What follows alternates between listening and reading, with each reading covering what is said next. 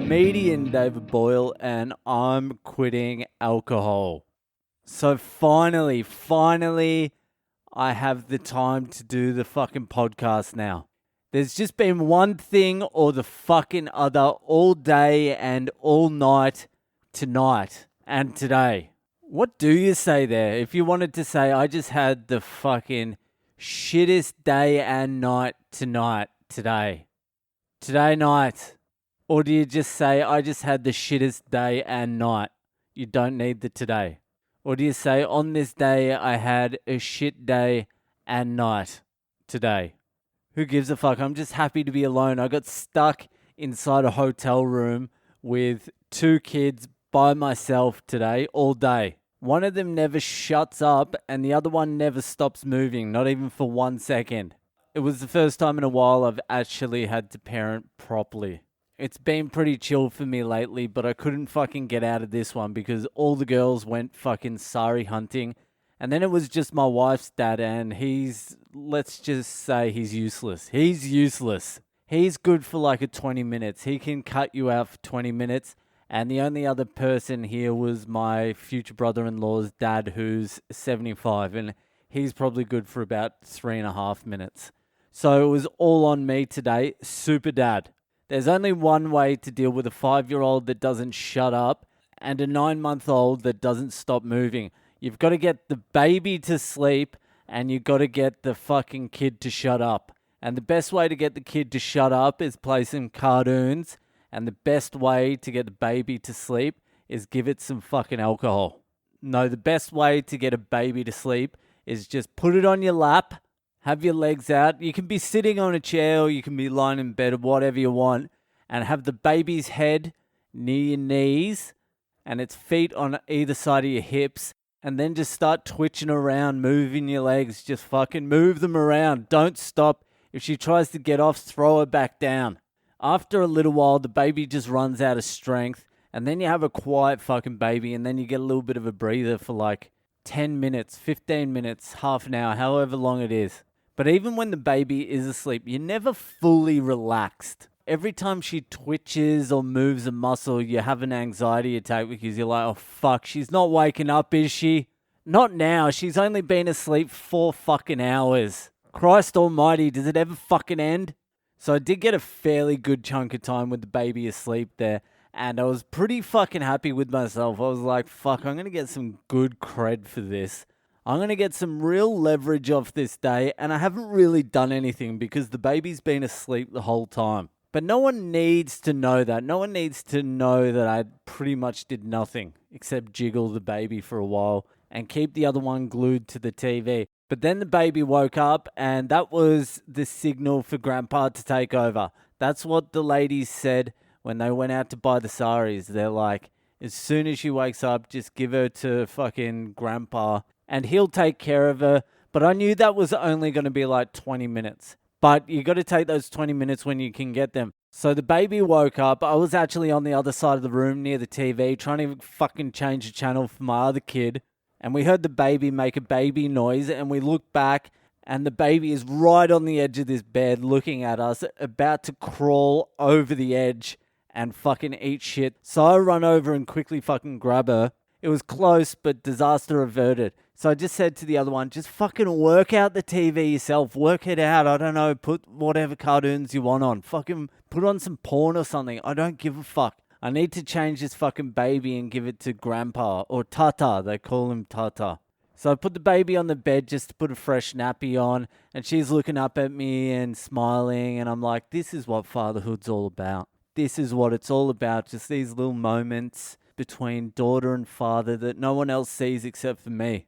But it is Grandpa's turn, so let's get you changed and over fucking Tata's. So I whipped off her nappy, and I whipped it off pretty quickly because I wanted to get her changed and over to Tata's quick. And I pulled it down, and I didn't realize until it was much too late that she had done a fucking huge shit while she was asleep. I didn't smell it. I had no fucking idea. So I pulled the nappy down, and it's sort of gone inside out as well. So all the shit has come out, and it wasn't a fucking log. Let's just put it that way. It was shit. It was like sticky shit, and you have no idea how big a 9-month-old can shit. So it was inside out, so all the shit is smeared over the sheets and the fucking quilt of the bed, and she's kicking her legs around, and from her hip to her knee is just covered in shit. And because the nappy's gone inside out, I can't pull it back up either. So I'm holding her out to the side, and she's trying to kick and wrap her legs around me like I'm going to carry her, and shit's going everywhere. I run her to the toilet, put her in the shower. I shake her to try and get the nappy off her because I can't carry her with one hand because she's going to want to wrap her shit legs around my fucking body. And I'm fully clothed because I didn't know she shat. So the nappy finally falls off her and it falls on the floor of the shower, and shit just gets stuck on the floor of the shower. Not a little bit of shit either. A lot of shit gets fucking stuck on the floor of the shower. And she's covered in shit as well. Ass, front, legs, just no torso action or hand action. But she's wearing a fucking shirt, so I have to take the shirt off. So I start trying to rip the shirt off, and the fucking top button is done up, and it's just too late to reverse it and go back and undo the button because she's already crying. There's shit everywhere. So I'm like, fuck it, I just need to rip it off.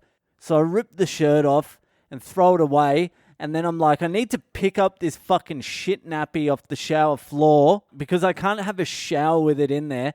So I leave my shit covered screaming baby on the shower floor while I pick up this shit nappy and throw it into the sink. And I wasn't really thinking what to do with the nappy, so I threw it into the sink pretty hard. And the nappy got glued to the side of the sink with the shit.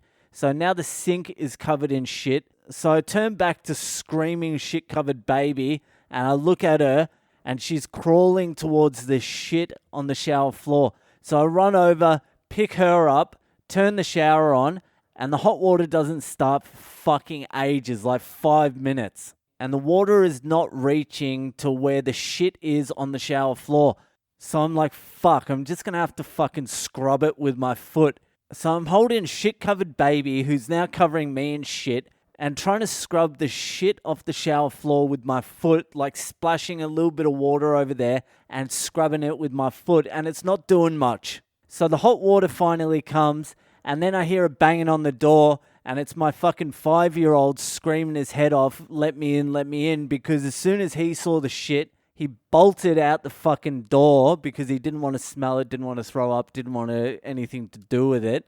So he can't get back into the hotel room. He doesn't know I'm in the shower. So he's pressing the buzzer, knocking on the door, screaming at the top of his fucking lungs, let me in, Dada's almost crying and shit.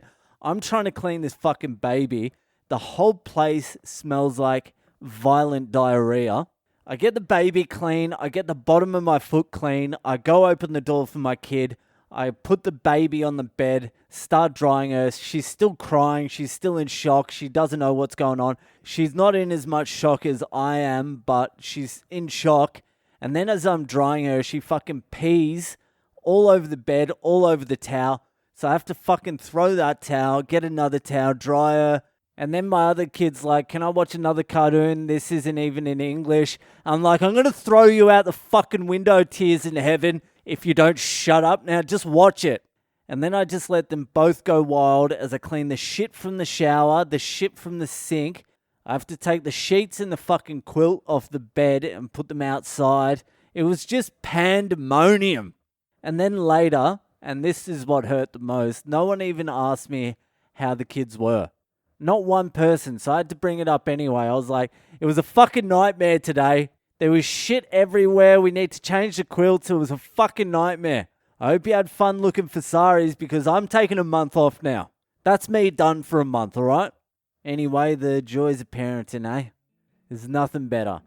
All right, that's it for tonight. I can't be fucked with anything else. I'll see you the fuck later.